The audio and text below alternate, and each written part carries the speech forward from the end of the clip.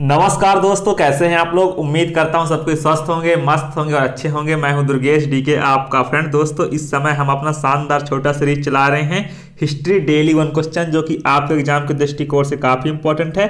तो प्लीज़ आप लोग इसे नोट कर लीजिएगा।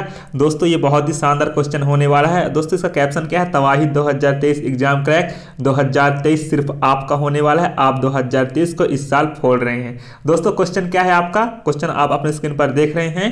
क्वेश्चन ये है हमारा दोस्तों, किस चार्टर अधिनियम से ईस्ट इंडिया कंपनी को चीन से व्यापार और चाय व्यापार पर एकाधिकार प्राप्त हुआ? किस चार्टर अधिनियम से ईस्ट इंडिया कंपनी को चीन से व्यापार और चाय व्यापार पर एकाधिकार प्राप्त हुआ?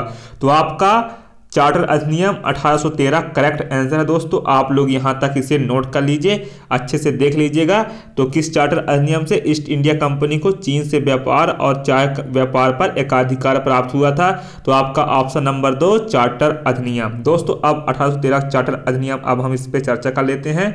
दोस्तों, अगर हम बात करें चार्टर अधिनियम 1813 की पृष्ठभूमि, यूरोप में नेपोलियन बोनापार्ट की महाद्वीपीय प्रणाली के कारण जो ब्रिटिश व्यापारियों को नुकसान उठाना पड़ा था, आप सब जानते हैं। जैसे आपके जिसने यूरोप में फ्रांसीसी सहयोगियों में ब्रिटिश माल के आयात पर रोक लगा दी गई थी, इसलिए उन्होंने मांग की कि उन्हें एशिया में ब्रिटिश व्यापार में हिस्सा दिया जाए और ईस्ट इंडिया कंपनी के एकाधिकार को भंग कर दिया जाए।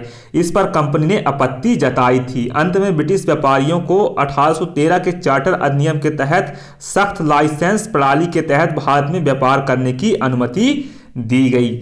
लेकिन चीन के साथ व्यापार और चाय के व्यापार में कंपनी ने अभी भी अपना एकाधिकार बरकरार रखा है। अगर आप 1813 तक की अगर आप देखें तो, लेकिन चीन के साथ व्यापार और चाय के व्यापार में कंपनी ने अभी भी अपना एकाधिकार बरकरार रखा है। यूरोप में नेपोलियन बोनापार्ट की महाद्वीपीय प्रणाली के कारण, जिसने यूरोप में फ्रांसीसी सहयोगियों में ब्रिटिश माल के आयात पर रोक लगा दी गई थी। आप सब जानते हैं, जब नेपोलियन इतना बड़ा योद्धा था नेपोलियन, उसके बारे में बताने की कोई आवश्यकता नहीं, आप सब जानते हैं। तो उसने व्यापारियों को नुकसान उठाना पड़ा था उस समय, जब नेपोलियन के चलते बहुत सारे व्यापार एकदम बंद हो गए थे।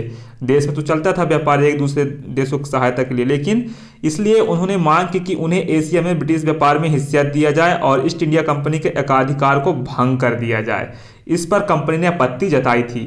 अंत में ब्रिटिश व्यापारियों को 1813 के चार्टर अधिनियम के तहत सख्त लाइसेंस प्रणाली के तहत भारत में व्यापार करने की अनुमति दी गई। अगर हम बात करें 1813 के चार्टर अधिनियम के प्रावधान इस प्रकार हैं। इस अधिनियम ने न भारत में ब्रिटिश संपत्ति पर क्राउन की संप्रभुता पर जोर दिया। कंपनी के शासन को 20 वर्षों के लिए बढ़ा दिया गया। चाय, अफीम और चीन के साथ व्यापार को छोड़कर उनका व्यापार एकाधिकार समाप्त कर दिया गया। यानी चाय, अफीम और चीन के साथ व्यापार को छोड़कर उनका व्यापार एकाधिकार समाप्त कर दिया गया। इसने स्थानीय सरकारों को सर्वोच्च न्यायालय के अधिकार क्षेत्र के अधीन लोगों को कर लगाने का अधिकार दिया। कंपनी का लाभांश 10.5% तय किया गया था। अधिनियम ने यूरोपीय ब्रिटिश विषयों पर भारत में अदालतों के लिए अधिक अधिकार दिए। इस अधिनियम की एक अन्य महत्वपूर्ण विशेषता मिशनरियों को भारत आने और धार्मिक धर्मांतरण में संलग्न होने की अनुमति देना था। जो भारत में जो धर्म का परिवर्तन करवाते थे, जो ईसाई मिशनरी आते थे, आप सब जानते हैं। मिशनरी अधिनियम के प्रावधानों में कलकत्ता में अपने मुख्यालय के साथ ब्रिटिश भारत के लिए एक बिशप की नियुक्ति पाने में लोग सफल रहे। अधिनियम भारतीय साहित्य के पुनरुद्धार और विज्ञान के प्रचार के लिए वित्तीय अनुदान प्रदान करता है। जो अधिनियम है भारतीय साहित्य को फिर से उसका पुनरुद्धार होता है और विज्ञान के प्रचार के लिए वित्तीय अनुदान प्रदान करता है। कंपनी को उनके अधीन भारतीयों को शिक्षा में बड़ी भूमिका निभाती थी। इस उद्देश्य के लिए 1 लाख रुपया अलग से रखे जाने थे। इसमें क्या करती है 1813 का जो अधिनियम है वह भारतीय शिक्षा व्यवस्था पर 1 लाख रुपए का प्रावधान रहता है। किसमें? 1813 चार्टर एक्ट में। और क्वेश्चन बहुत बार पूछा गया है किस अधिनियम के द्वारा भारत में 1 लाख रुपए का प्रावधान रखा गया था? तो आपका किस में रखा गया था? 1813 का अधिनियम में।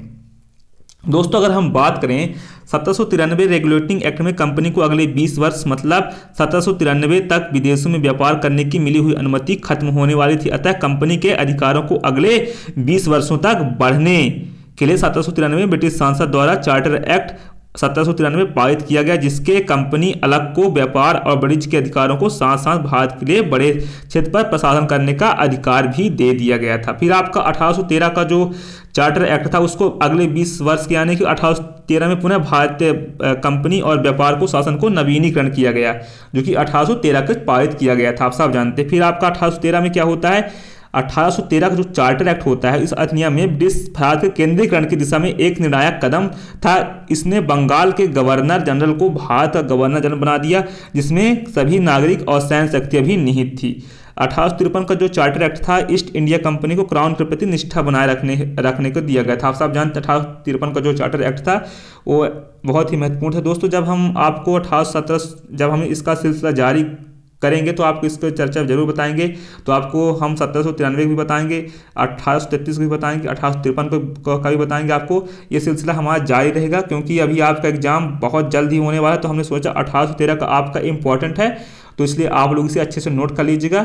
ये इंग्लिश का अभ्यर्थियों के लिए है जो कि इंग्लिश में देखना चाहते हैं, तो यहाँ से आप लोग अच्छे से पढ़ लीजिएगा। धन्यवाद दोस्तों, उम्मीद करता हूँ वीडियो पसंद आई होगी। मिलते हैं हम आपको नई वीडियो पर। टेक केयर, जय हिंद, जय भारत। आप अपना ख्याल रखिए। Thank you.